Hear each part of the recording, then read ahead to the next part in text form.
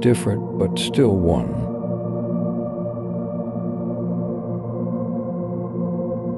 Harmonize differences, strengthen unity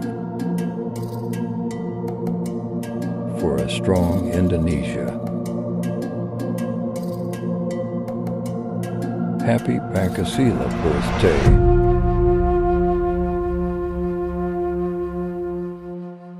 Assalamualaikum warahmatullahi wabarakatuh. Halo semuanya, perkenalkan kami dari kelompok 7 yang akan menampilkan video proyek PKN, yaitu Pancasila Praera Kemerdekaan. Sebelum itu, izinkan kami untuk memperkenalkan diri dan peran kami di video berikut ini. Perkenalkan, nama saya Chelsea, berperan sebagai tokoh rakyat yang mewakili suara rakyat pada masa pra kemerdekaan. Halo, nama saya Ferry Anugrah Putra dan saya berperan sebagai Insinyur Soekarno, tokoh proklamator sekaligus penggagas dasar negara Pancasila.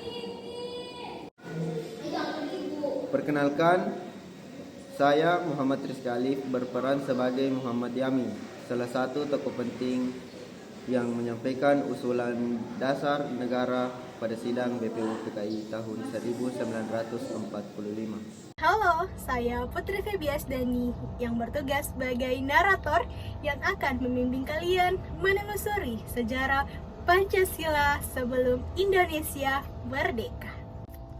Baik, mari kita mulai perjalanan menelusuri dasar negara Indonesia. Inilah kisah Pancasila Praera Kemerdekaan. Sebelum bangsa Indonesia merdeka, bangsa Indonesia telah hidup di bawah penjajahan selama bertahun-tahun. Namun, semangat untuk bersatu dan menjadi negara yang merdeka telah tertanam di hati rakyat Indonesia. Kami, rakyat Indonesia, hidup dalam penderitaan, tapi kami tetap punya harapan untuk merdeka, harapan untuk hidup adil, dan harapan untuk memiliki tanah air sendiri. Seiring waktu, muncul banyak organisasi pergerakan nasional seperti Budi Utomo, Sarekat Islam, dan Indies Kepartij. Nah, dari sinilah lahir kesadaran akan pentingnya persatuan dan dasar negara. Pada tahun 1945, Jepang membentuk badan bernama BPUPKI untuk mempersiapkan kemerdekaan Indonesia. Nah, disinilah awal mulanya lahirnya gagasan tentang Pancasila. Dalam sidang BPUPKI pada tanggal 29 Mei hingga 1 Juni 1945, dalam sidang ini terdapat 3 tokoh yang menyampaikan gagasan tentang dasar negara. Siapa saja? Yang pertama ada Mr. Muhammad Yamin, Dr. Soepomo, dan Insinyur Soekarno. Saudara-saudara sekalian, saya mengusulkan 5 asas dasar negara Indonesia. Yang pertama, peri kebangsaan; kedua, peri kemanusiaan; ketiga, peri ketuhanan; keempat, peri kerakyatan; dan kelima, kesejahteraan rakyat. Saya percaya asas-asas ini dapat menjadi dasar bagi Indonesia yang adil dan makmur dan bersatu. Saudara-saudara sekalian, saya mengusulkan 5 asas dasar negara Indonesia. Yang pertama, peri kebangsaan; kedua, peri kemanusiaan; ketiga, peri ketuhanan; keempat, peri kerakyatan; dan kelima, kesejahteraan rakyat. Saya percaya asas-asas ini dapat menjadi dasar bagi Indonesia yang adil dan makmur dan bersatu. Usulan yang sangat baik, tapi bagaimana kita bisa memastikan bahwa semua rakyat dari berbagai suku dan agama merasa diwakili? Pertanyaan itu menjadi pembahasan penting dalam sidang. Selain Yamin, ada juga Dr. Soepomo yang mengusulkan konsep negara integralistik, yakni negara yang mempersatukan seluruh kepentingan rakyat tanpa memisahkan golongan. Saudara-saudara sekalian, saya namakan dasar negara ini Pancasila. Isi dari Pancasila itu ialah 1. Kebangsaan Indonesia; 2. Internasionalisme atau perikemanusiaan; 3. Mufakat atau demokrasi; 4. Kesejahteraan sosial; 5. Ketuhanan yang berkebudayaan. Dengan dasar ini, kita bisa membangun negara yang merdeka, bersatu, dan berdaulat. Akhirnya muncul dasar negara yang bisa mempersatukan seluruh rakyat Indonesia. Nah, setelah sidang pertama selesai, dibentuklah Panitia 9 yang beranggotakan tokoh-tokoh penting bangsa Indonesia. Tugas mereka adalah menyusun naskah dasar negara berdasarkan hasil sidang sebelumnya.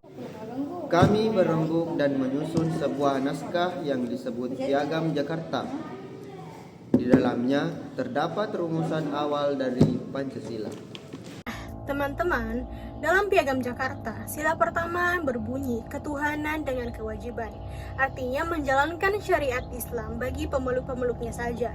Namun, ketika setelah dilakukannya musyawarah kembali, ketuhanan dengan kewajiban berubah menjadi ketuhanan yang Maha Esa, yang artinya agar semua rakyat Indonesia tanpa membedakan suku atau agama dapat menerimanya dan menjadi satu kesatuan.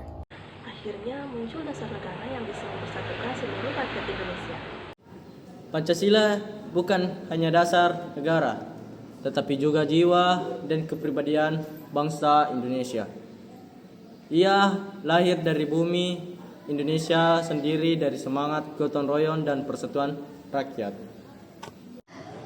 Benar, Pancasila adalah hasil perjuangan pemikiran panjang dari seluruh elemen bangsa yang mengutamakan kepentingan bersama di atas kepentingan golongan. Nilai-nilai Pancasila seperti persatuan, gotong royong, dan keadilan sudah ada sejak lama dalam kehidupan masyarakat Indonesia. Kita hanya perlu menjaga dan mengamalkannya setiap hari. Sebagai generasi muda, mari kita terus menjaga nilai-nilai Pancasila dan menerapkannya dalam kehidupan sehari-hari. Ingatlah selalu pesan saya, yaitu jangan sekali-kali melupakan sejarah. Video proyek PKN kami. Semoga kita semua rakyat Indonesia susah Pak. Nah, teman-teman, itulah tadi Pancasila menuju era kemerdekaan. Semoga teman-teman yang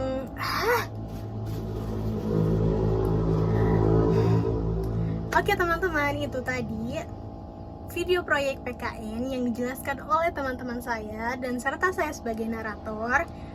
Dan saya ucapkan terima kasih. Kenapa belibet, Cok? Nah, itulah tadi teman-teman video perjalanan Pancasila menuju era kemerdekaan. Sebelumnya saya narator Putri Febias Dani mengucapkan terima kasih kepada teman-teman sekalian yang sudah menonton video kami. Dan saya ucapkan mohon maaf apabila ada salah kata dan salah penyebutan kata, mohon dimaklumin, kita hanya manusia biasa. Semoga kita semua sebagai penerus bangsa Indonesia selalu mencintai negara kita dan menjaga kesatuan negara Republik Indonesia.